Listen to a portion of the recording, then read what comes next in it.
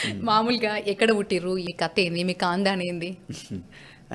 మా సొంతూరు పశ్చిమ గోదావరి జిల్లా దొడ్డిపట్ల గ్రామం. హాయిగా గోదావరి నదీ తీరంలో ఉంటది. అక్కడే మాది వ్యవసాయ కుటుంబం.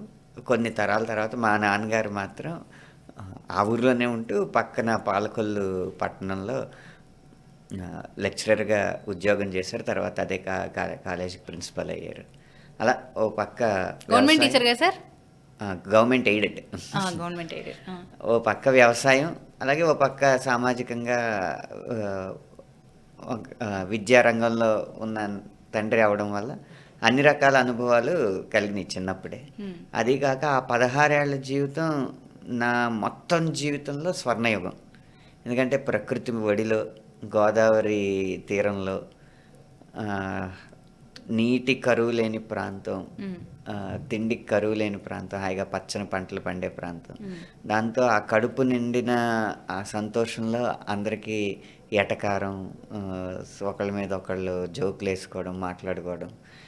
మీకు ఇప్పటికీ చెప్తా ఉంటాను. నేను సరదాగా ఊరెళ్ళినప్పుడు ఎవరిదైనా మా ఫ్రెండ్‌ది ఎన్‌ఫీల్డ్ తీసుకొని ఒక రైడ్ ఏసాననుకోండి. అవును. "అరే! గేదె మీద కాకి వాలినట్టు ఉందిరా బాబు నువ్వు కూర్చుంటే" అంటాం. అయ్యో! ఆ! అలాంటి హ్మ్. ఎటకారాలతో అందుకే ప్రతి సంవత్సరం సంక్రాంతికి ఎక్కడున్నా, ప్రపంచంలో ఎక్కడున్నా సంక్రాంతికి మాత్రం మా ఊర్లో ఉండాలని పెట్టుకుంటానన్నమాట. వెళ్తారా సార్ ప్రతి సంవత్సరం? ప్రతి సంక్రాంతికి ఉంటాను. ఎట్లా ఎంజాయ్ చేస్తుంటారు? మీ ఊరోళ్ళు మిమ్మల్ని ఎట్లా రిసీవ్ చేసుకుంటారు? ఏమంటారు మా మీరు వస్తానంటే ఇట్లా? ఊరోళ్ళు అంటే నేనేదో ఆహ్, అమాంతంగా వచ్చేసిన విజయాలు కాదు కదా నాది. హ్మ్. మా ఊర్లో యానివర్సరీలకి అది పాడుతూ, పాటలు వినిపిస్తూ ఉండేవాడిని. అలాగే చాలా ఫంక్షన్స్‌లో వెళ్ళి పాల్గొంటా ఉండేవాడిని. హ్మ్. పోటీల్లో పాల్గొంటా ఉండేవాడిని.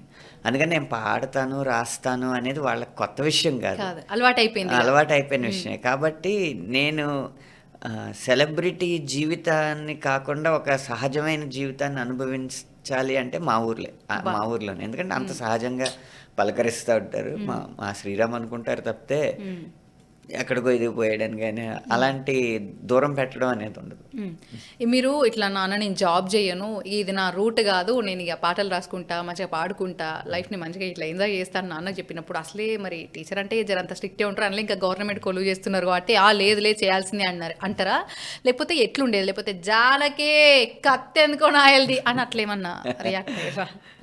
అంటే ఆహ్, కంప్లీట్ చేసి అప్పుడు వెళ్ళొచ్చు కదా! కోర్స్ కంప్లీట్ చేయొచ్చు కదా! అని. కంప్లీట్ చేసినా నేను ఆ ఉద్యోగం చేయనప్పుడు నేనెందుకు చేస్తాను?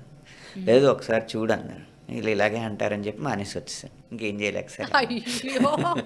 అంతే. అంత సింపుల్. అది పెద్ద ఆ! జానకి కత్తందుకు అలాంటి సీన్‌లు అట్లేం లేవు. లేకుండే. అలా అని ఆ! చెప్పి సరే అని ఒకేసారి ఒప్పుకోవడం లేదు. హ్మ్.